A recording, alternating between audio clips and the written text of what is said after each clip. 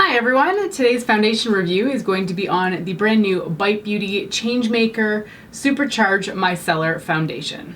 This video will include my thoughts on the foundation, which I've been trying out for about 3 or 4 weeks now. It will also have a test run as I put it on in the morning before work, which is what I'm going to be doing right now.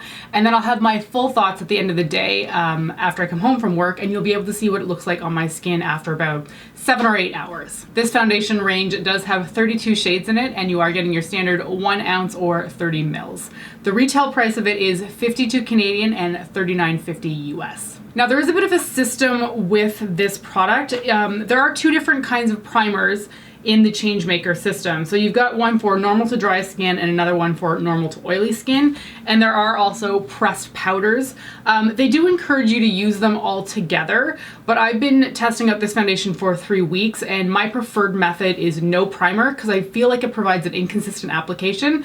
Sometimes I looked great with it on, depending on which primer I was using, and sometimes I just looked not as good. So I'm going to be skipping the primer entirely just because I feel like it works better overall without it on my skin. But I will be going in with the foundation and one of the pressed powders. So I'm going to start this off by doing an application. I have been using the Bite foundation in the shade L20. There are 2 paler shades in this, which is great because I'm fair, but I'm not super pale.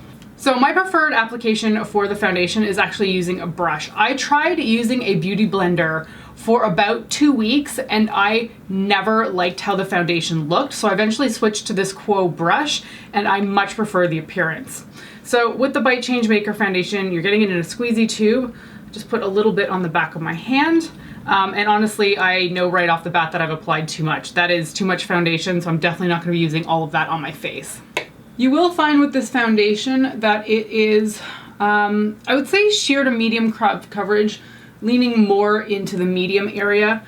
I don't find that it is particularly full coverage at all. It's more of a natural glowy look, which honestly is what I prefer in a foundation. Okay, the foundation is on and you can see the luminosity that's showing up on my face. It's more of a natural dewy look than a matte one, but for longevity's purpose, I do actually prefer to use a powder on top of this. So I am going to be using the Bite Changemaker powder. Looks like that, just like any old powder. I'm just going to dip into it with a brush and then dot it all over my face. This will take down a bit of the sheen, but it still kind of shows through the powder. Okay, foundation and powder are in place now. I'm gonna go apply the rest of my makeup and I will be right back. And here we are, the rest of my face makeup is on. It pretty much goes on seamlessly. I will point out, however, even with the powder, it's still a little bit tacky, and I know from experience that it will remain a little bit tacky throughout the day, so that's just something to keep in mind. All right, so it is currently 8:11 a.m. if you can see that. I'm going to head to work, have my work day, and I'll be back around roughly 5 o'clock tonight, and we will see how this has lasted on my skin, and I'll give you all of my final thoughts on this foundation at that point. Okay, it is the end of the workday. It is currently 5:31 p.m. I have returned after, I guess that was 9 hours, thereabouts. So I'm gonna zoom you in and we're gonna take a closer look at my face. Okay, so I've got you zoomed in and you can kind of see that I'm still quite dewy, but it's definitely gotten a lot more shiny. I'm not sure how much you can see how oily my forehead is actually. I don't actually feel like the camera's picking it up very well with the ring light, but in the mirror that I'm looking at right here, it's very oily. And I did apply that powder once and I didn't touch up my makeup throughout the day. So there's still quite a bit of a sheen to my face, which is nice if you like some luminosity in there. I would venture to say that this is a little bit too oily for my taste, but my pain points with this foundation tend to be that it has lifted itself off my nose, which is a persistent problem for foundation for me. However, it's definitely like gathered in my nose cracks. And I hate that. I cannot stand that, and usually I like mush them out throughout the day. I didn't this time because I wanted to show you just how much it's really gathered in that area. When I look at my nose closer in the mirror, I can definitely see where it's kind of like smeared off. And I think that's primarily because it's quite dewy, that it does lift very easily. And as I said at the start of today, this foundation never really dries down. It always stays fairly tacky to the touch. So if you're touching your face throughout the day, you are going to lift off some foundation, and even more so if you're using a phone. Honestly, in looking at my face today, I would say that this is one of the better days that I've had with this foundation. I don't feel like it's moved as much as I have seen on other days.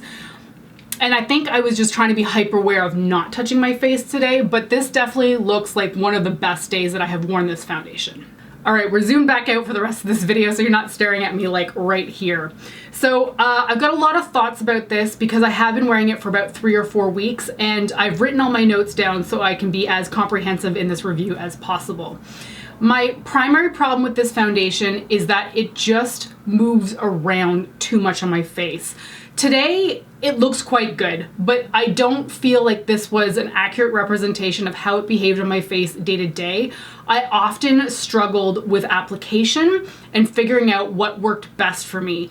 And I don't like to have to do that because I feel like I have so many foundations in my collection that just work right out of the gate, and I don't have to figure out how to make them work.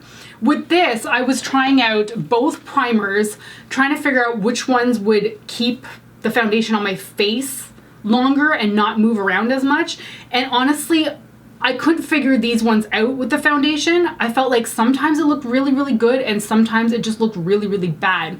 I ended up with a lot of like sort of cakey patchiness on my chin, which I'm not seeing today, which is a little bit frustrating. But I had a persistent problem on my chin, which is not generally an issue that I have with foundation. Because the foundation is so dewy, I felt like it moved around a lot, as I've already said. But I found that if I even like touched my face a little bit, it would leave like streak marks on my face and I would get foundation all over my nails. And I can't stand that look. Like, you know, if you go to like itch something on your face and then it kind of just like leaves like a smear streak mark. I hate that, and I found that was happening constantly with this foundation. So I've mentioned it gathered around my nose area. It was looking very patchy on my chin. The primer seemed to affect the wear, but I had no consistency with them, so I couldn't really figure out what was working or what was not. Initially, when I tried one of the primers with the foundation with the powder, it was awful. It just looked cakey and messy, and I could not wait to get the foundation off my face that very first day. So I opted to not use the powder for quite a long time just because I felt like it wasn't working with the primers. But then over time I felt like the primers weren't really working well with the foundation. So then I started wearing the foundation by itself, and I wasn't really loving it like that either. It was still moving around on my face. And so then in the last week I tried using the foundation with the powder on top, using a brush instead of a sponge, and that is what I did today, and that creates the best look overall, but I feel like that's a lot of work.